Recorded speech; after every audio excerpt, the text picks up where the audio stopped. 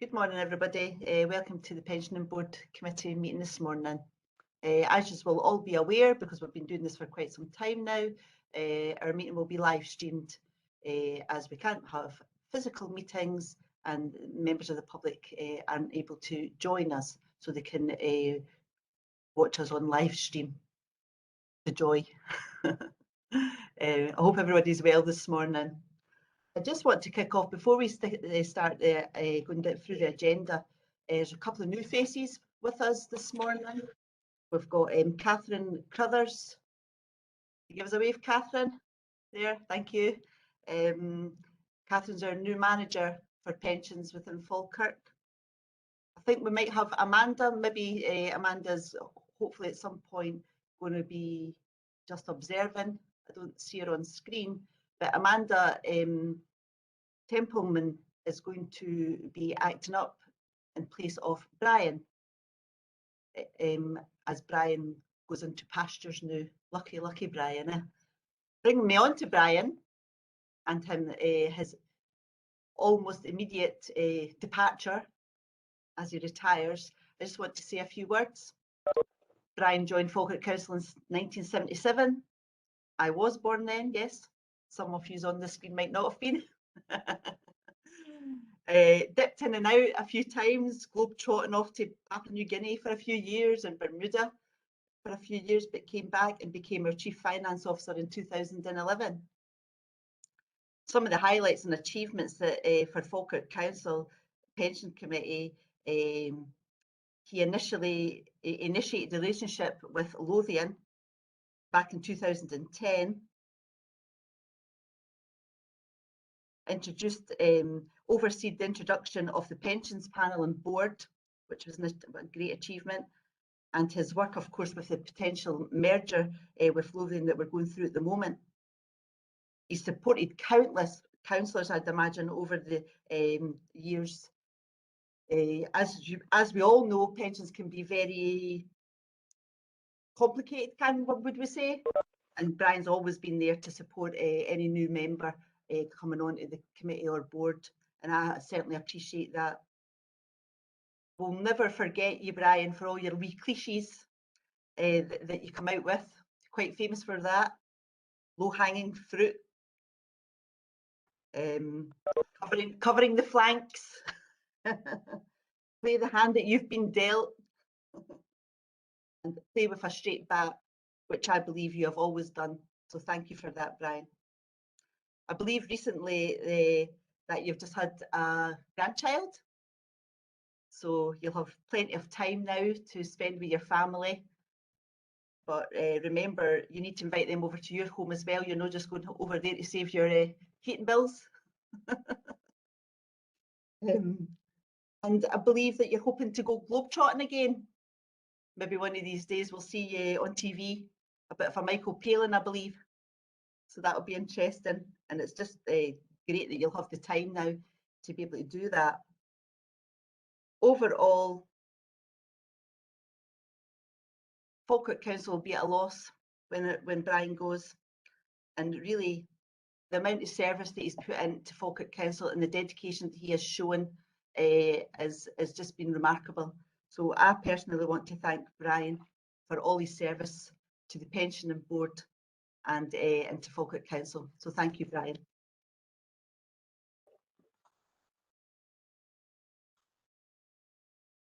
Okay, moving on to this being our last pension of this 5-year term that we've been in.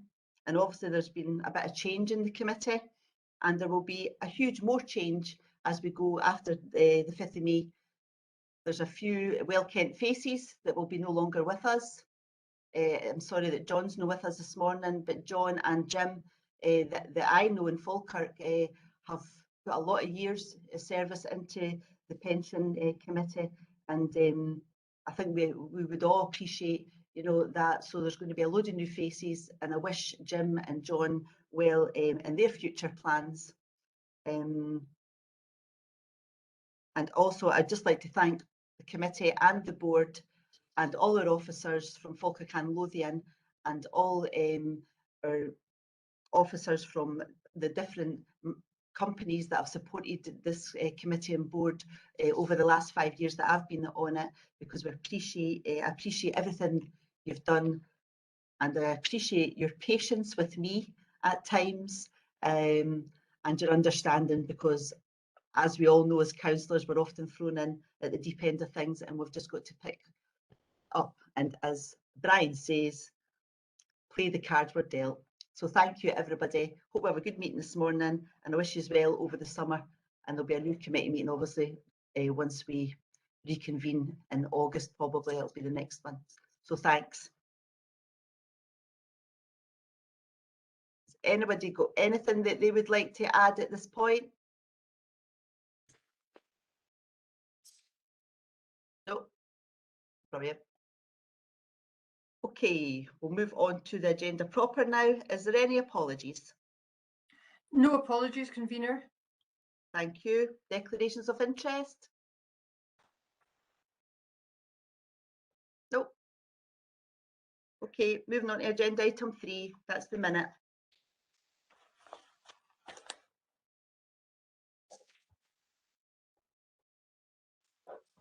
Agreed. Any questions? No. Nope. No. Great. Swiftly move on then to agenda item 4. I'm going to hand you over to Brian for that. Thank you. Thank you, convener, and good morning, and indeed thank you for your very kind words. Maybe just to note that anything I've done has been very much supported by my managers, Catherine now, Debbie before that, and perhaps particularly Alistair, given his longevity. So I would just like to acknowledge the work that goes on behind the scenes by them in supporting me. Thanks, This paper, convener, anticipates the inevitable interest by the committee and board as to the fund's investment exposure and stance with respect to the rain. It can be seen from section 4 that in practice the fund's exposure to Russian investments is minuscule. We have no direct holdings. There are inevitably tiny holdings in indices, but these have either been written down as worthless, or the companies concerned, because of the collapse of their value, drop out the index anyway. So there's a self-correcting mechanism in play. There was previously a small holding in Russian bonds by Baillie Gifford, but anticipating the direction of travel and the risk exposure, these were sold back in January. So in the round, I think committee and board can take comfort that there's not significant exposure. There is inevitably a lot of chat, if I can use that term now, in terms of, okay, that's the position with Russia, but as you've no doubt read and heard in the media, what might the position be were things to go in a particular direction with China and Taiwan? And I think there's a ready recognition that we would be talking about something materially different there in terms of investment exposure. But hopefully that is just something to have in our risk frame, but not anything we particularly need to do anything about. Section 5 picks up on the broader considerations on responsible investment, consistent with the fund's statement of principles. We have Bruce from Hermes, I see, on the call. Bruce will be doing a presentation later on in the meeting, convener, but it may well be that while we're dealing with this particular item, you may wish to invite Bruce to make some observations on this particular situation. So I'll leave it there, convener. Obviously the recommendations are sitting at the front end of the report, and if you wish to seek a particular input from Bruce Toogood at this juncture, then obviously I'll leave you with that. Thank you. Thank you, Brian. Bruce, would you like to comment at this time? Thank you, and thank you for having me today to speak. And I'll be presenting on the stewardship services that we've been covering for you more properly at the right time a bit later on. But we have been looking at the Russia-Ukraine conflict, of course, and we have had a position on that. And I could just perhaps run you through that very briefly. I guess it won't have affected you and your holdings too much, given what was said earlier, that you were nearly entirely out, but you might be interested more broadly. So first of all, we actually paused engagement on Russian companies after the outbreak of hostilities because we did not feel that we would be able to make progress in those discussions. There'd be too much distraction. And there was also some concern for staff safety in terms of the connection that many Russian companies have to the Russian state and trying to challenge them on difficult matters concerning human rights. However, we did engage, and we are engaging significantly with companies outside of Russia that have exposure, and that particularly covers sectors such as oil and gas, technology, retail, consumer goods, and financial services.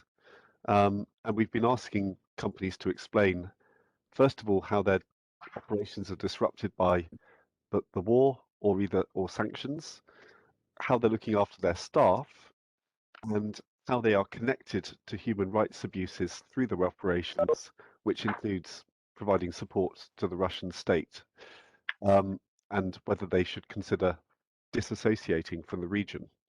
And of course, many companies have now disassociated.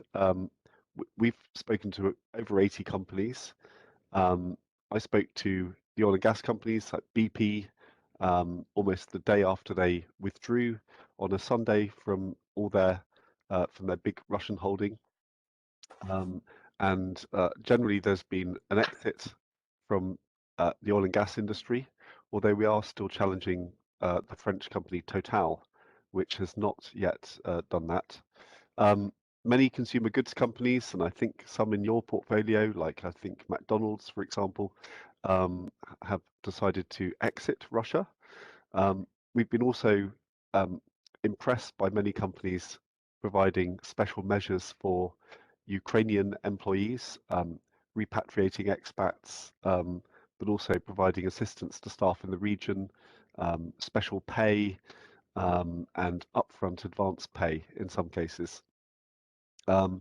And similar approaches to protecting Russian staff in the region, and of course the banks complying with sanctions, which does not seem to be causing too many challenges at the moment to the bank's operations, but it is causing a challenge to how to get payments back into the country, and some companies struggling to pay their staff. So that's the kind of the picture so far that we've developed on Russia, Ukraine, and we continue to talk to many companies on this topic. Thank you, Bruce. It's a very difficult time. Has anyone got any questions they would like to ask on the report, or any comments?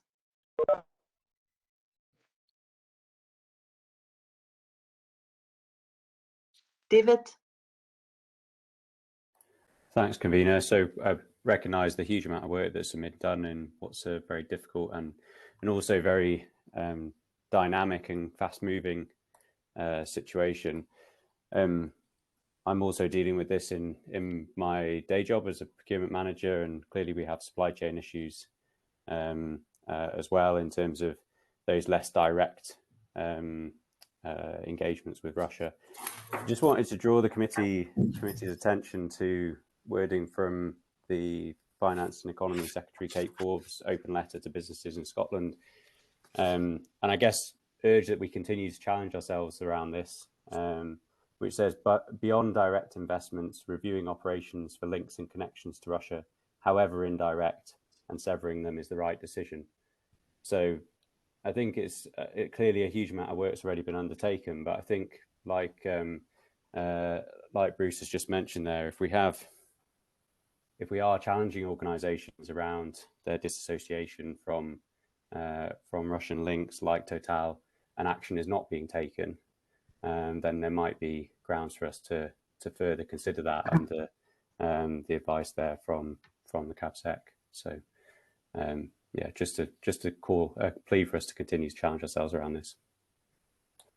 Yeah, thank you, David. Andy? Yeah, sorry, difficult getting in here this morning, but right, I just wonder, we have shares in BP and various other companies in there. I know that BP has sold off a lot of their shares in Russia. Did that include ours, I wonder? Brian, can you come here?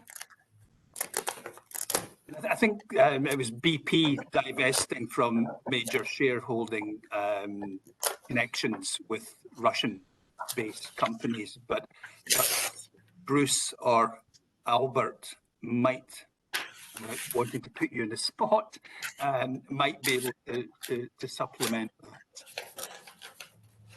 Yeah, that BP withdrew from its big shareholding in Rosneft, which is otherwise, well, it's partly state-owned oil and gas company, and they took their directors off the board immediately. They actually have not yet divested of the interest because it's quite a difficult thing to sell. They own just about 20%, but that is their intention, and that they are ceasing their continuing involvement in partnerships in the region. So it's as far as they can go at this stage, and it does mean a significant write-down in the value of the investment. Yeah. Okay, thank you. Okay. Thank you. Thanks, Bruce. Has anyone else got any other further comment? No? Okay. Thank you. We'll move on then. That's agenda item 5, external audit.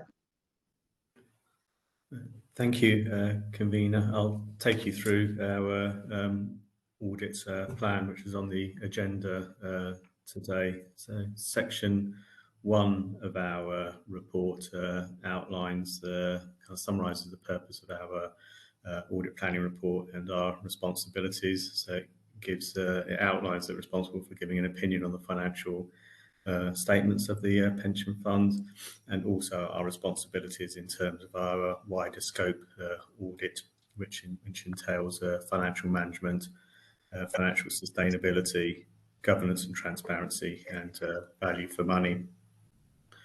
On page 4 of the report, that's your page 22 of the pack, it provides a summary of the risks and the materiality levels that we use to undertake our audit, and then the materiality levels at the planning stage. We will update our materiality once we get the year-end financial statements. In terms of the risks, we highlight there the presumed risks of fraud in revenue recognition, and also a significant risk in respect of that we've identified at planning stage in relation to valuation of complex investments, that's particularly unquoted investments.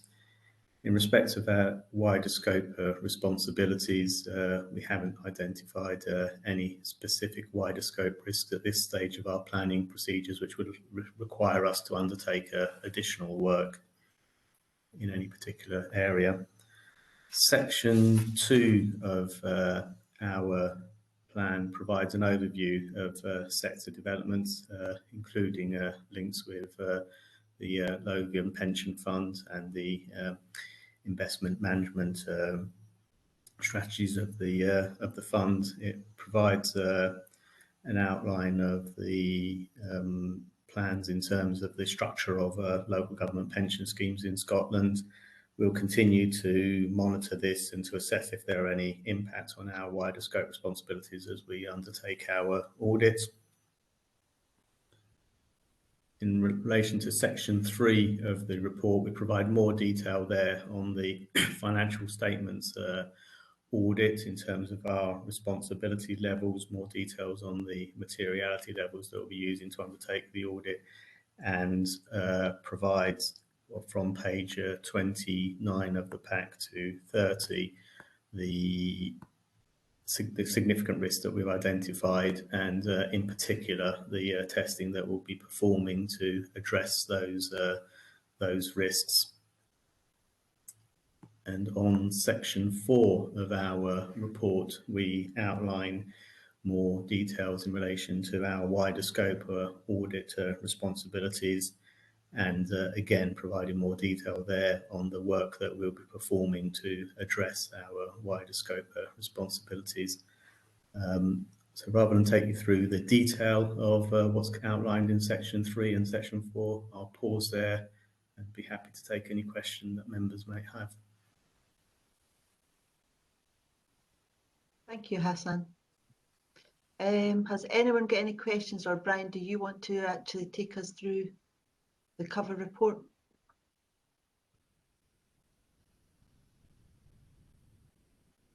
Doesn't seem to be any questions. I think Hassan has captured the main points. I think in terms of the cover report, we had paragraph 3.3 just setting out the key milestones leading to our position at the end of October. But we are hopeful of being able to do it a bit earlier than that. And perhaps the only other observation I would make would be the complementary nature of the audit section in liaison with EY, our external auditors, just to make get the maximum bang for our buck in terms of the resources that are put into the overall audit exercise. So, and this is their, or will be their last year, due to pressures derived from COVID, the contract extension, or the contract for external audit has been extended by one further year for 21-22. So this will be their last year. Thanks, convener. Okay, thanks, Brian. Has anyone got any questions? No. Happy to go with the recommendations? Okay, thank you. Thanks, everyone. We're moving on very swiftly, I may add, to agenda item 6, and that's our fund register and our risk register. And I'm going to ask Catherine to take this report, please. Thank you, convener, and I'm pleased to give my first report on the fund risk register and risk assurance map. As you know, the pensions regulator encourages schemes to continually review their exposure to new and emerging risks that may affect the scheme and put in place controls to manage the risks that we identify, such as how the control is executed, whether the control will stop something from happening or detect something that has already happened, the level of reliance we put on technological solutions, how frequently the control is deployed and the timeliness of the control, as well as the process for reporting those errors or control failures. As a fund, we meet these objectives through our risk management arrangements, namely, we maintain a risk register that captures the key risks of the smooth operation of the pension fund, and a risk assurance map which sets out the fund's approach to mitigating the risks identified. We aim to review our risk register and risk assurance map twice a year, once in February and then again in August.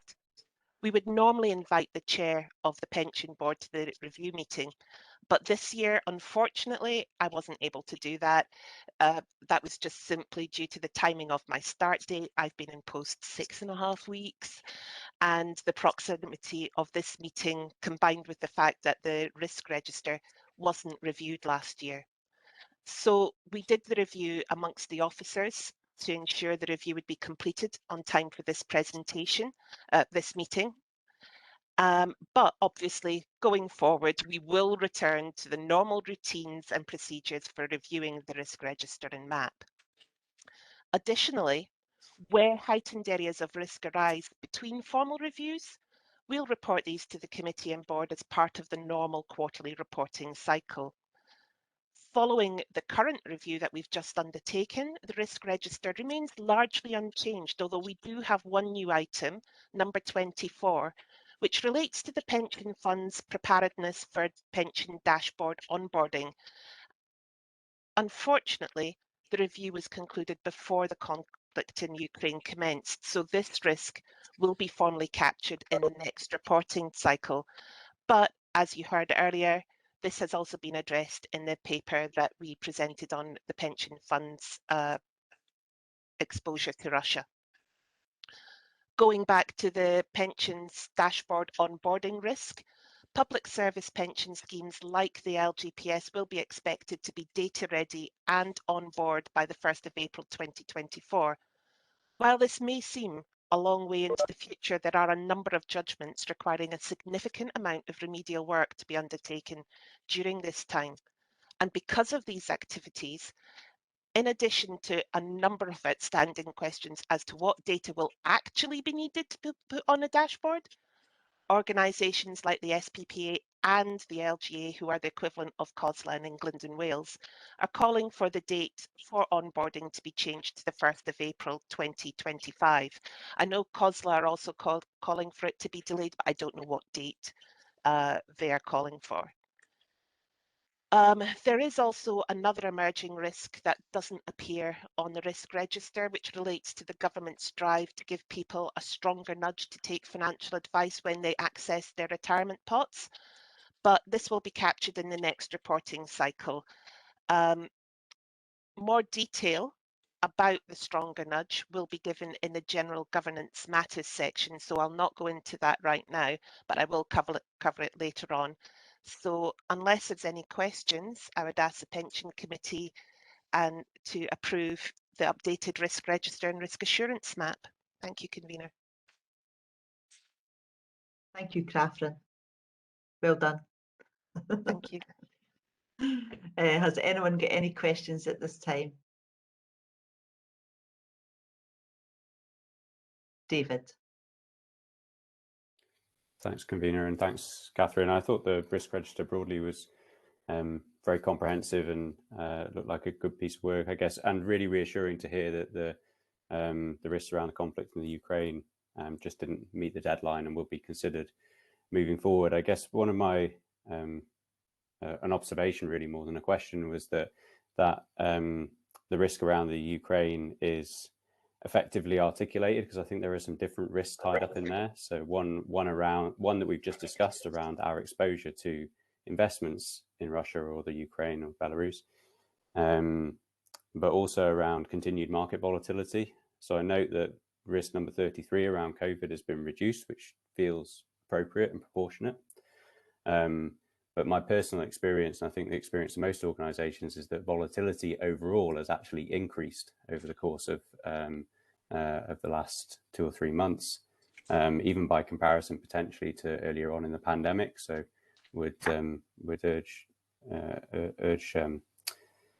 everybody to just consider that as we evaluate that risk. Another observation, just through personal experience, recent experience of our organisation, was to do with risk number 26, cybersecurity attacks. So colleagues around the committee and the board, I'm sure will be aware of increased risk associated with this as a result of the current conflict in the Ukraine. Very strong messaging coming through from the various different government bodies around increased risk. I think, and also from recent experience, I recognise the risk has been increased.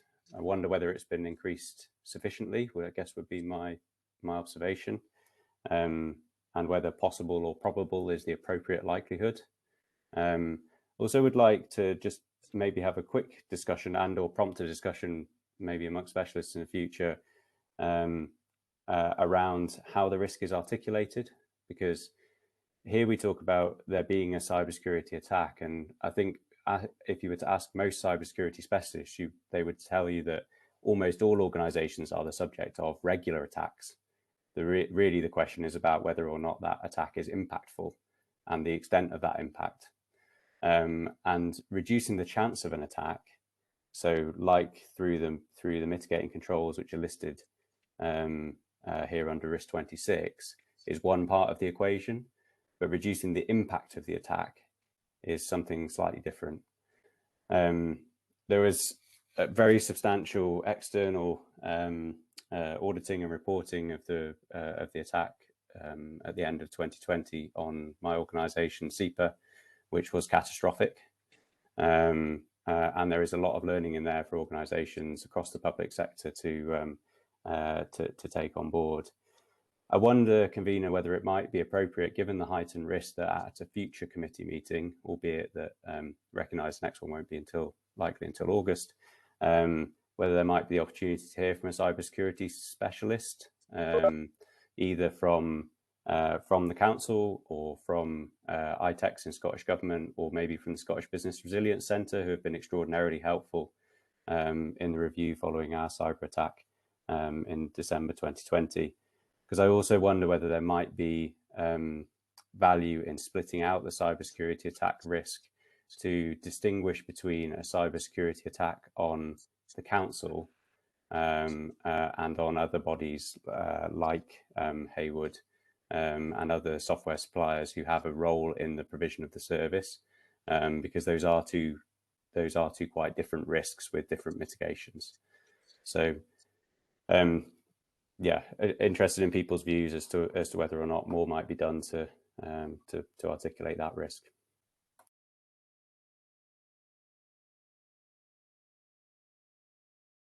Thank you, David. I can sense your concerns, and I think we're all very concerned also. And I think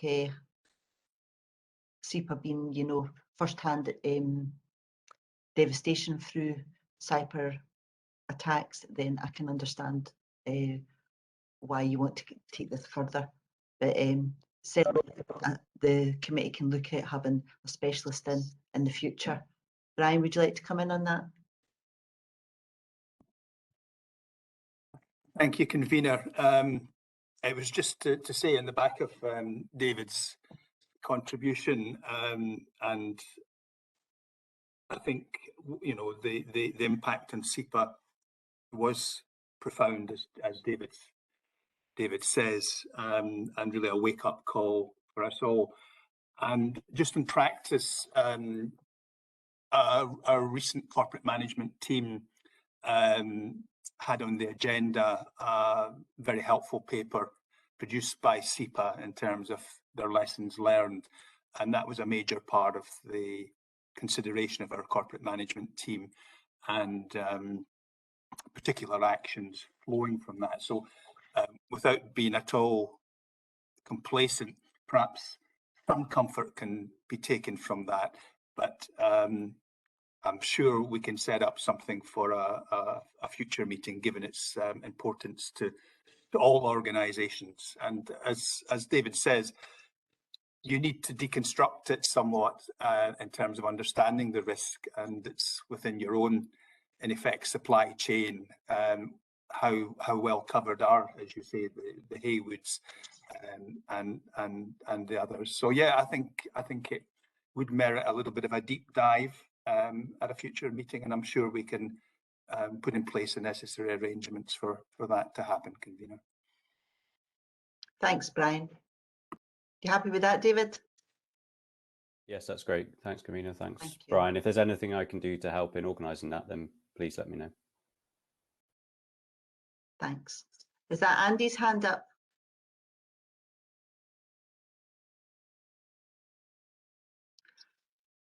Can everyone see the wee picture? It says Falkirk Pension Meeting and there's a hand up on it. Oh, sorry. Oh, there Right, you it are. was just a wee question for David. And we know about the cyber attack that SEPA did have. Is it established where that attack came from, David? Or was this a Russian attack or what? Or have they found that out?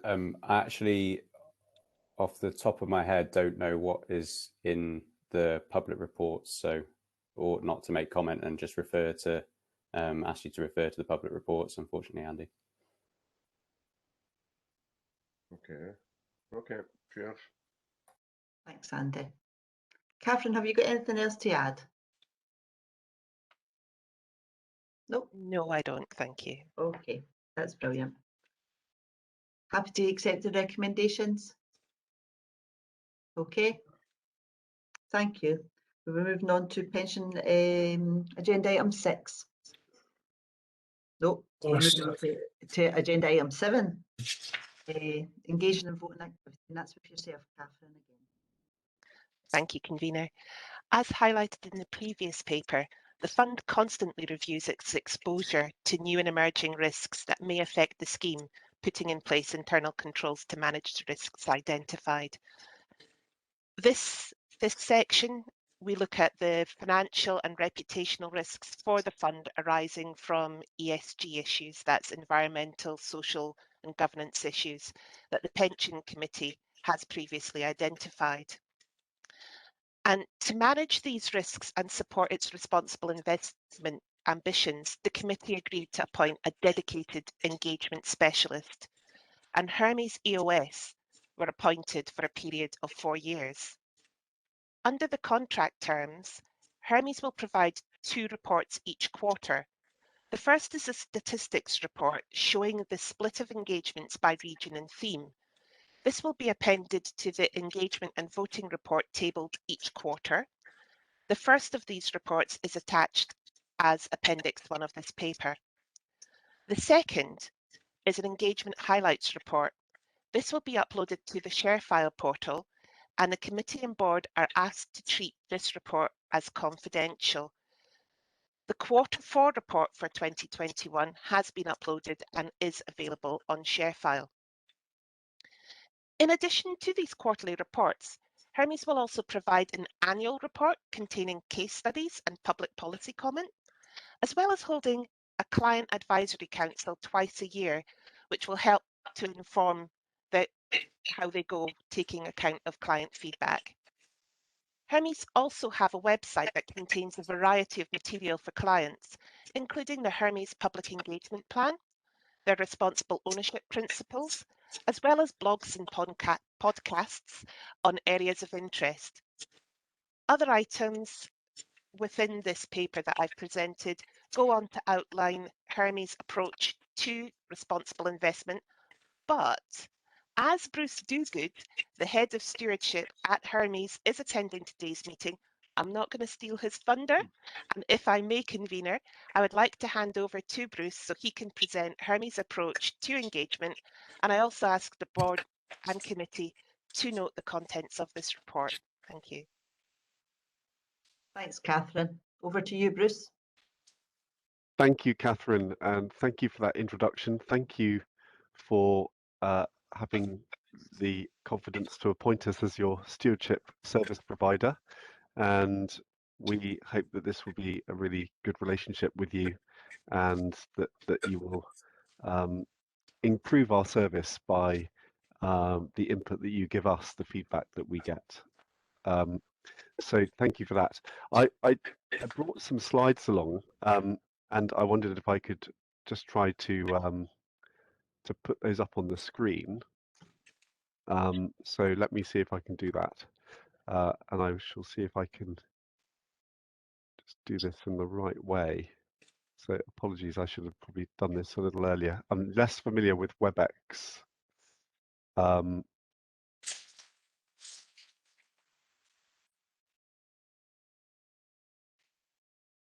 how is that looking in terms of, is that occupying the whole screen in a way that's Nothing yet. visible? Nothing yet. Ah,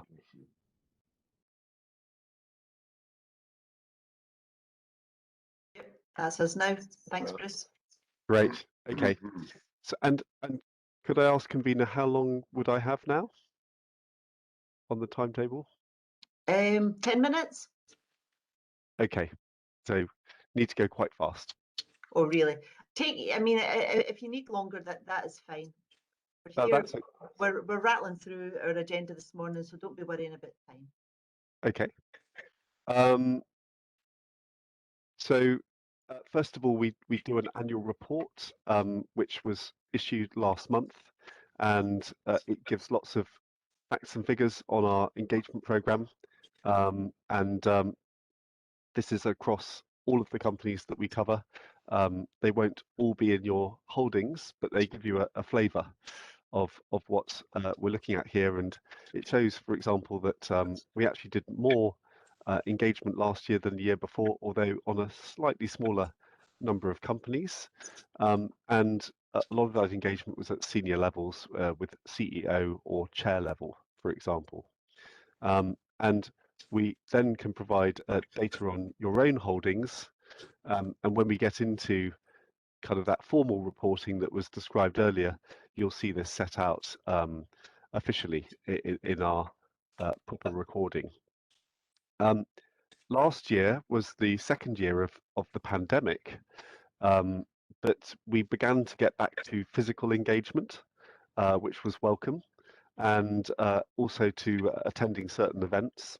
So you see here my colleague Tim Yeomans in the US attending the Berkshire Hathaway annual shareholder meeting, where we proposed a shareholder resolution, one that actually was passed by the minority shareholders, but not passed by the inside directors who held shares in the company. But it was asking for improved climate change reporting. And we also had a big conference in Glasgow on climate change, where we invited a lot of our clients and other stakeholders, and that enabled us also to speak in the conference theatre on our expectations of climate change to the world delegates that attended.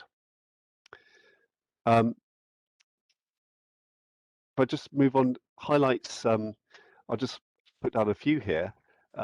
Big year still for climate change in the run up to the COP event. I talked about Berkshire Hathaway. We did some intense engagement with a chemicals company, LyondellBasell, which then set a net zero goal afterwards, and so did many other companies that we engaged with, including American Electric Power, Air Liquide. Also, a lot of work with banks and trying to get banks to align with investors, with asset owners such as yourselves, and an increasing number now setting net zero goals. And we also set out our expectations of banks in a document that's now been adopted by the investment industry, essentially asking banks to treat their customers in a similar way to how asset owners would expect those companies to behave and have their own net zero goals. Human rights is also another big area for us in terms of our engagement, and we engage across a number of different areas. Basic rights is access to finance, to medicine, to nutrition, and we've been engaging on all of those issues. Credit Corps, for example, a Peruvian bank put in place a kind of access to finance strategy that was the result of a lot of our work. We did some deep work with Rio Tinto last year, which followed its destruction of indigenous communities, caves in Australia, and that did lead to a new global best practice standard for reporting, which we were pleased to see. But it was a big impact on the company, which lost its chair and CEO and head of mining over this incident. And we also saw improvements in child labour at Japan Tobacco, and as that is one of your shareholdings, I thought I might just highlight that in a case study. So I have some further detail on that in a moment. We also did a lot of engagement with companies that were exposed to Xinjiang and the Uyghur Autonomous Region, and we saw some progress with companies at least acknowledging the challenge and taking steps to disassociate or secure different supply chains. If I go to this case study, Air Liquide, this is one of your holdings, and it's a company which in France makes high-value gases. We've been engaging with it for quite a number of years to improve its climate change stance. We were pleased that this last year it set a net zero goal and also targets on the journey to 2035 and before, which although not yet verified as science-based, the company has committed to that process taking place. And so we have confidence that either of those targets will be confirmed as adequate or will be tightened in the future. We publish case studies on a number of companies each year. Another one is Japan Tobacco, where after quite a lot of engagement over a number of years, the company finally put in place a more rigorous policy and system to eliminate child labour in its supply chain. And this is partly a kind of process of verification of its supply chain activities, but it also put in place a program to improve education for children in the areas where it operates, which then reduces that temptation to enter into child labour as well. So we saw significantly improved reporting and better acknowledgement of its performance by NGOs that had otherwise raised the alarm. Voting last year, it's a big part of our service is to provide voting recommendations. You'll now be getting these on your portfolio. And we saw an increase in the number of recommendations against, which we believe is partly COVID related, because a lot of packages on remuneration we did not support where inappropriately large bonuses were paid. We also intervened at quite a number of annual shareholder meetings asking questions and pressing companies, which was often on climate change issues related to climate change resolutions, which we generally support. So that was the approach on voting, and you'll get more data on that later this year. I might just, in the interest of time, jump ahead a little bit to our plans for this year and just show you a couple of slides. We've launched our engagement plan for the year. We updated each year, so it's a fresh version. Of course, this plan takes a number of years to work out, so it's a 3-year plan updated each year. But the priority areas for our engagement are climate change action, human and labour rights, human capital, the people in the business, and also board effectiveness, ensuring good governance on boards, including diversity, gender and ethnic diversity, and good board practices. We're also looking at some new frontiers of engagement around biodiversity and deforestation, the fast fashion industry and its connection to both human rights and climate change, and also digital rights. These are human rights in the digital sphere, and in particular the connection to social media companies and how to protect children from some of the challenges of social media. So those are the particular areas of focus that we have coming up for the next year. We're also planning to target our engagement work on more intense engagement with companies.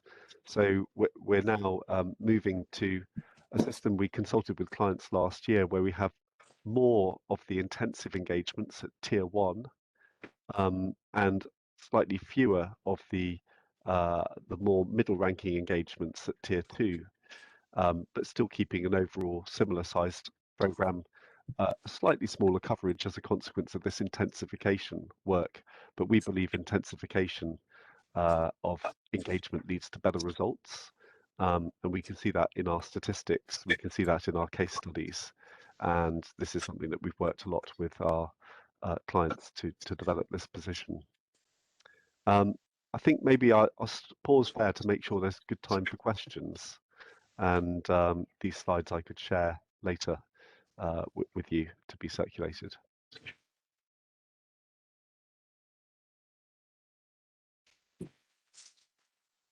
Thank you, Bruce. Very informative presentation, and it obviously highlights the very important work that needs to be done, you know, as a regulator across our world, really, with so much that's going on as well. I'm going to pass on to the committee and board now, if anyone's got any questions or if anyone has got any comments to make. And yeah, I would appreciate if you could share those slides with the committee and board. Okay, we've got Ed, then David. Morning, Ed. Morning. It was just a quick question about how do the committee and the board judge the effectiveness of Hermes over the 4 years of the contract? Are there any kind of milestones or performance indicators that are built into these kinds of contracts? Thanks. Brian or Catherine, do you want to answer that?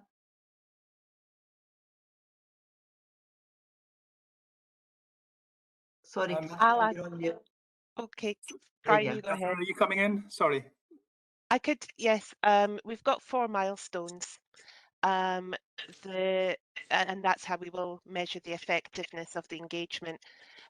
Milestone 1 is the raising of the issue with the company. Milestone 2, recognition by the company that the concern is valid. Milestone 3, a plan to address the particular issue. Milestone 4, successful delivery of the objective. And that's how we will determine the effectiveness of engagement. Depending on the subject matter and the discussion, an engagement process may be short, involving just 1 or 2 meetings, or it could be more complex.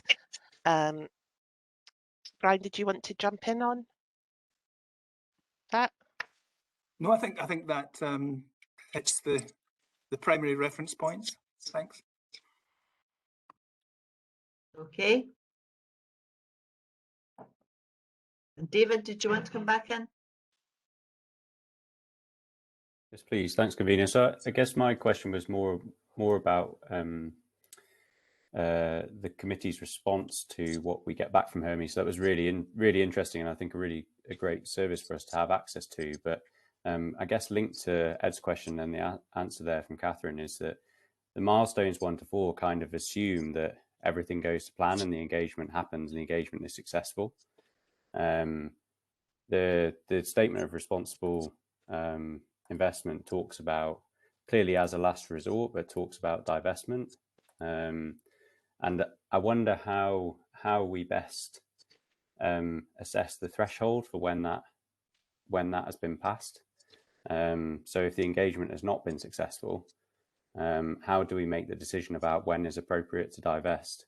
I think there might be quite a bit of pressure from members and employers. Clearly, this is an issue that's around ESG, which is important to SEPA. And I'm just wondering where we set that threshold and how we work out whether or not that threshold has been crossed and therefore divestment is appropriate. Because to date, I'm not aware that we've divested from anything with the exception of the recent sort of dynamic movement around Russia, Ukraine.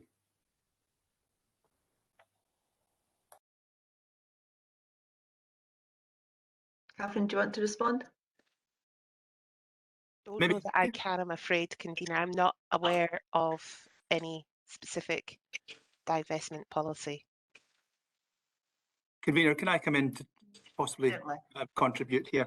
The committee and board will recall that there was a significant report on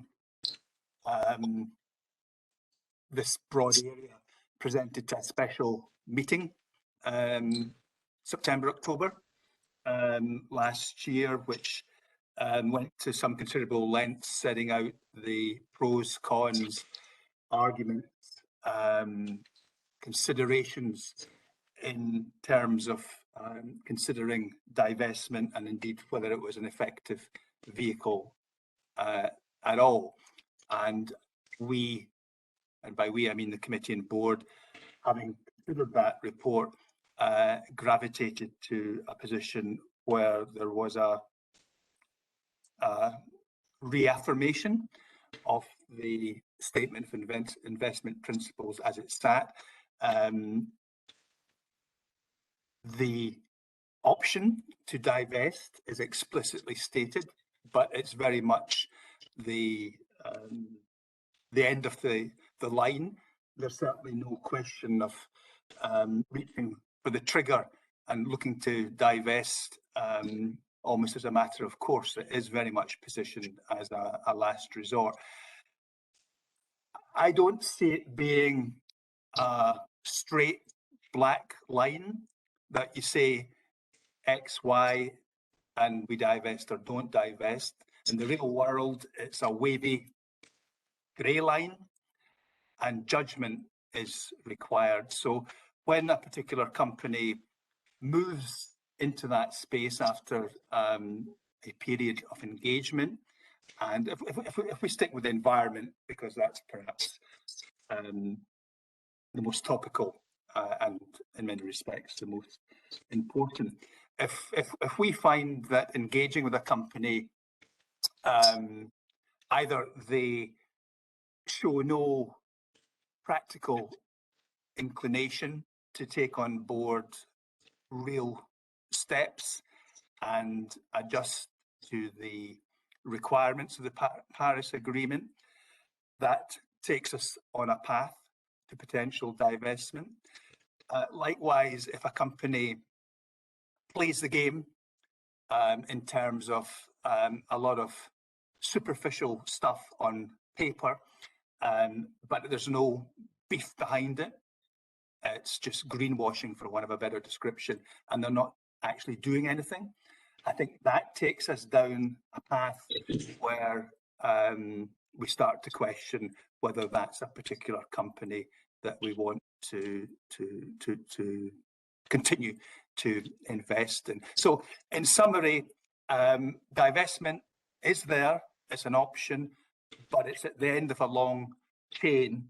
And the other, I suppose, main point I would make in response to David's observation is that it's a matter of judgment at the end of the day, rather than necessarily something that's completely black or completely white. Thanks, Convener. Thank you. Thanks, Brian. And we have, as a committee and board, debated this for really quite some time, in particular with the climate emergency that was declared.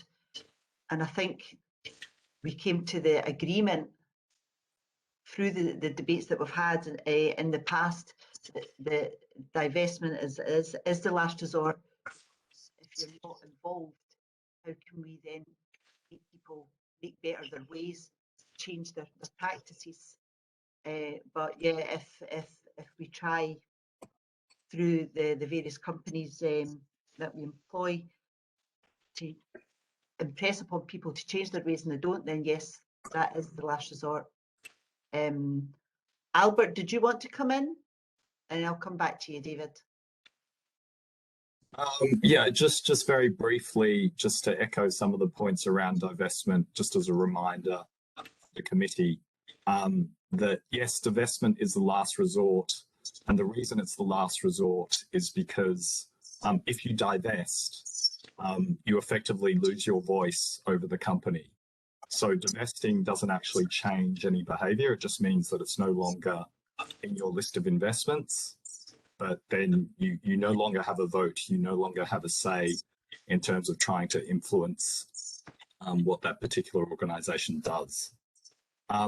Just in terms of a recent sort of case study that's sort of come to light that we've been looking at our end, many of you may remember that obviously climate is a big issue within ESG and for investors.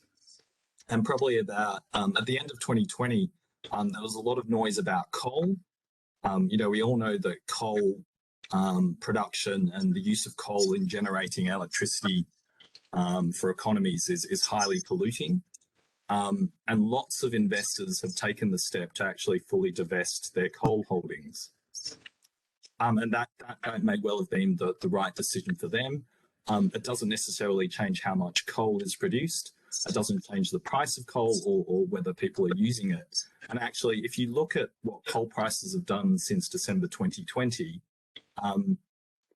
you know, the price of coal has gone up by about 100%. And coal companies, so the largest US coal company is called Peabody Corporation, and its share price is up 430% over the past 12 months. Now, that is not something that you necessarily predict is going to happen. When you choose to disinvest, you do so for a number of reasons, but coal isn't going away. And the circumstances within which coal has now become, you know, increased demand has resulted in that share price appreciation, which anyone who's disinvested from coal has missed out from. Now, that may be well and good. You can say, well, we disinvested from coal. We had, you know, we didn't see these guys changing their stripes. They were going to keep producing their coal. Nothing was going to change. So the funny thing just happened recently over the past 3 weeks is Peabody, the largest producer of coal in America, actually signed an agreement, a joint venture to invest in a 1.7 gigawatt solar farm.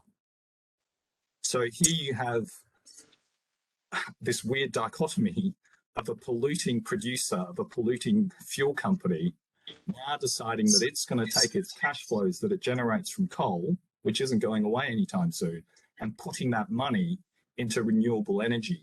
And so it sort of seems as if that engagement and that pressure has started to make a difference in terms of some of these firms redirecting their cash flows from previously polluting investments to an area where it can contribute to the energy transition. Now, Lothian doesn't have any investments in any coal companies. I'm only just highlighting this as an example where you are starting to see some change, and it's not necessarily the case that you can see that over very, very short time frames. So again, this sort of goes back to looking at Hermes and looking at how they're, you know, their activity and their engagement. It's not like you can say, well, Hermes started engaging with this company in whenever they started, and there hasn't been any progress yet. You can never work out when that change is going to come. You need a lot of persistence. This doesn't happen overnight, but gradually over time, it does build and build, and you can see some changes coming through. Thank you, Albert. That's convenient. David, did you want to come back in? Yes, please, convener. So that's all really useful information. Thank you, and I do appreciate that it is a last resort. I wasn't privy to the previous discussions around this, as it's before my time on the board. It's really useful to hear from Brian and there also from Albert. I guess for me the question still remains though how we track which organisations are approaching the end of the line. And although I appreciate the end of the line is not black and white and it requires us to exercise judgment, how we produce some type of evidence, I guess, to suggest that we are doing what we're saying we're going to do in our statement of responsible investment principles, and take that judgment about whether or not it is the time to divest, recognising what Albert's just said about how far down the line that might be. It was more about documenting and evidencing the fact that we are undertaking that, because I think we are likely to see increased pressure from employers, from members, around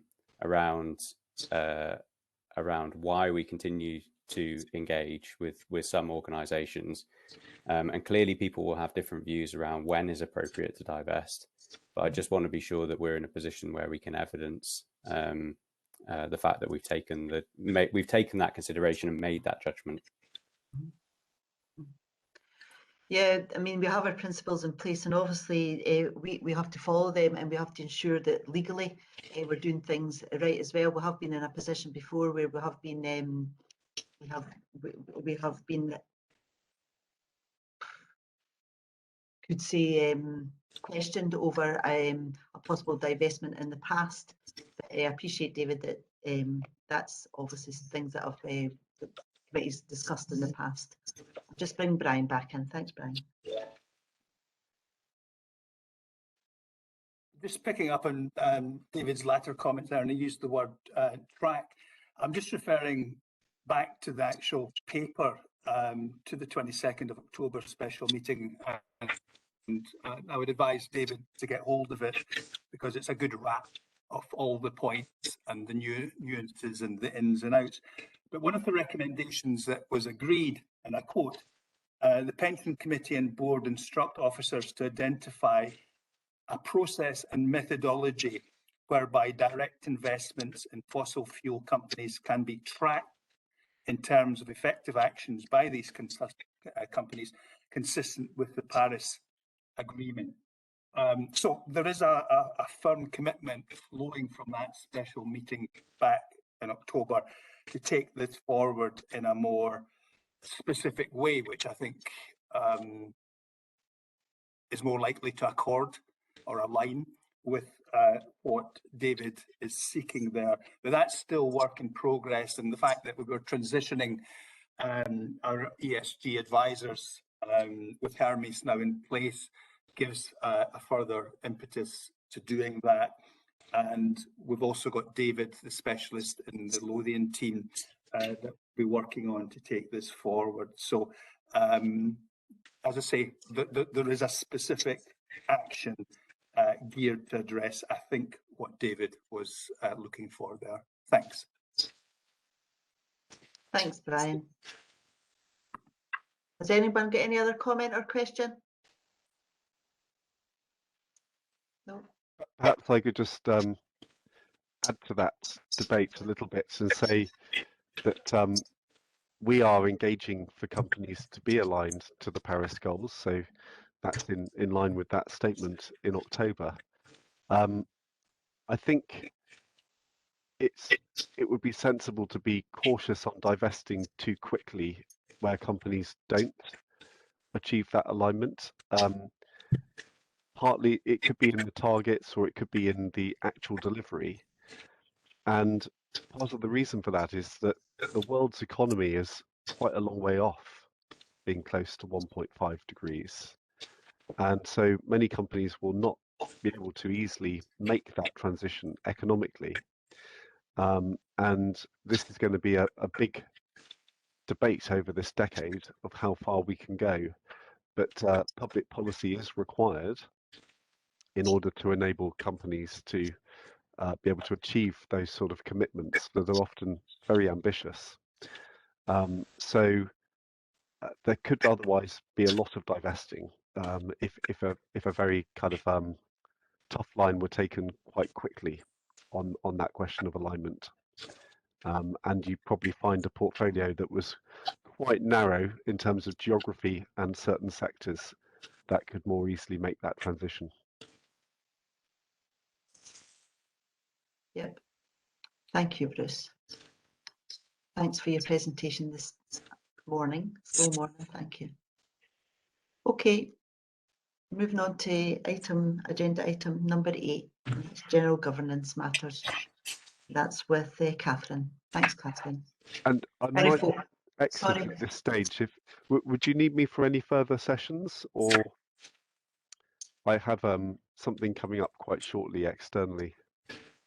No, that's fine if you need to go. Thank you, and thanks for your input, Bruce, and we'll see you again. Thank you very much for future. the opportunity to participate, and it's been really interesting to hear your positions on Russia at the beginning as well. So thank you. Thank you. I'm sorry, folks, I'm a wee bit disjointed here. My screen's kind of jumping all over the place, and I hope I don't lose you all. But so far, so good. And moving on to agenda item 8, Catherine. Thanks, Catherine. Thank you. You'll be glad to know I'm not going to take you through every item individually because we've got a gorgeous smorgasbord of stuff going on in here.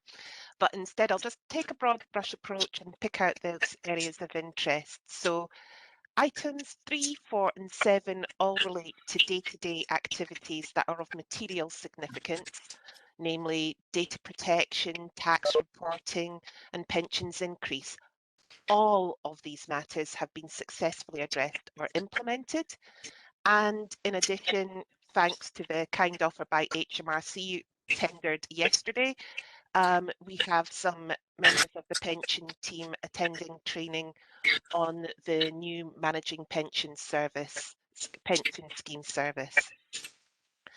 Item 5 is one that is of interest because it relates to the stronger nudge that I referred to as being an emerging risk for the pension fund.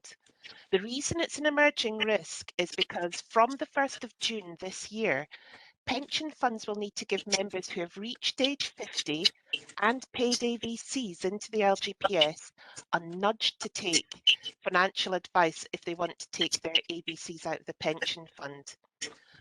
When I say nudge, I should probably say it's more like a shove, in that the pension fund will need to offer to book the appointment for financial advice for the member.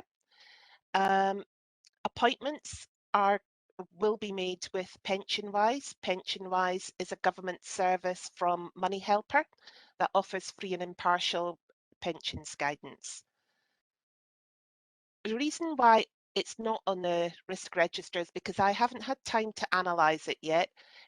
The stronger nudge only applies in certain circumstances to members like me who are over the age of 50 and who have AVCs. So I need to work out what that group looks like because not everybody pays AVCs and obviously not everybody's over 50. Once I've done that, we'll be able to see what the increase on the administrative burden for the pensions team will be and what mitigations we can put in place, and then we'll add those to the risk register and the risk assurance map. Item 8 refers to the proposed changes to the LGPS regulations. And following the Scottish Officers Pension Group meeting on the 11th of March, I can advise that SPPA has confirmed that the proposed change arising from the McLeod judgment will be made later this year, and that change is in item 8.3 and relates to the underpin rule change that they were proposing. SPPA also confirmed that the proposed changes arising from the Goodwin and Walker judgments, which affects survivor benefits and is in item 8.4, will not go ahead until all of the Scottish Public Service pension schemes are ready to move forward in this area. My reading of that is it's going to be a long wait. And the reason for that is the police pension scheme is currently undergoing a legal challenge on the cessation of spouses' pensions following remarriage. It's to do with regulation C9 of their 87 scheme regulations. That hearing is not due to be held until the 5th and 6th of April. So, and even at that point, just going from past experience, will it be finalised at that point? Maybe not. So I think the expected changes that had been proposed for survivors will probably be some time coming, but it could be this year, and we will be prepared for that when it happens. Item 9 gives you an update about some of the changes happening at the Pension Ombudsman's Office. I've put this in because the Pension Ombudsman's Office's remit is broadly to provide an arbitration service and settle complaints. But the advent of the Pensions Dishonesty Unit would seem to suggest that the Pension Ombudsman is taking a harder line and is almost like a quasi-regulatory approach is now being adopted. That is an interesting turn of events. I know the Pensions Ombudsman actually has a Batman hotline to the regulator, because they do keep in contact with each other because they get different reports. So the communication between them enables them to function better in their remits. After that, I don't actually have anything else to report. So unless there are any questions, I would ask the committee and board to take note of this report.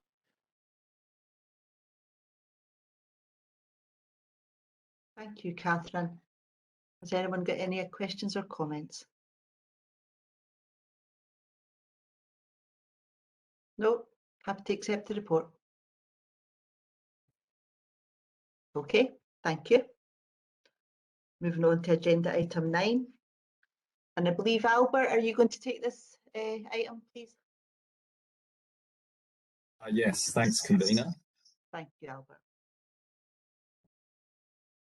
So the quarterly review of markets and fund manager performance. Just taking you to section 3. I know that Q4 2021 seems a long time ago, but just to give you an update on what happened in markets. Equities generated strong returns over the fourth quarter of 2021. Defensive sectors, including utilities and healthcare, were the strongest performers, while energy and financials had a weaker performance, still delivered positive returns, but weaker than they were from Q3. While communication services, which include such firms as Meta, Facebook, Alphabet, and Netflix, were the only sector that delivered a negative return. But overall, decent, strong single-digit returns during the quarter for equities. Fixed income markets were more mixed. In the UK, the Bank of England raised the base rate from 10 basis points to 25 basis points. So that was the first increase in base rates since March 2020. But 10-year gilt yields fell slightly. This resulted in a low single-digit return for UK government bonds, while UK corporate bonds eked out a small gain too. During the quarter, investor attention was really focused on the outlook for inflation and what central banks' commentary was in relation to how they would respond to that. And in January 2022, the start of the year, there was distinct change in tone from the US Federal Reserve, effectively saying that the path to higher interest rates might take place more quickly than previously expected. This resulted in bond yields selling off, so bonds selling off as yield expectations rose. However, in February, investor attention switched firmly to the Russia-Ukraine crisis, and markets have reacted very negatively since the launch of attacks into Ukraine from late February onwards. Now, earlier in the piece, there was talk about the direct Russia and Ukrainian exposure of the portfolio. Looking more broadly, the biggest impacts are perhaps going to be felt in commodity markets, and that is because Russia and Ukraine combined account for a significant proportion of global exports across multiple commodities, including oil, gas, particularly into Europe, as well as global wheat and corn supply.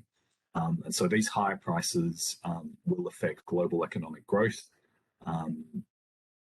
If the conflict persists, and even if it doesn't persist, given the likely duration of sanctions and the disruption to supply chain activity, at least in the short to medium term. Any questions on the market review just there, or are you happy for me to go on to fund strategy? I'm just conscious that the markets are quite topical at this point in time, so happy to stop there for questions if anyone has any questions just there. Okay, if not, I'm happy to go on to fund strategy. Okay, thanks, Albert. Okay. Could you maybe read? Sorry, Albert, but maybe just announce that these are exempt items, convener, and any members of the public should leave just formally, please. Thank you.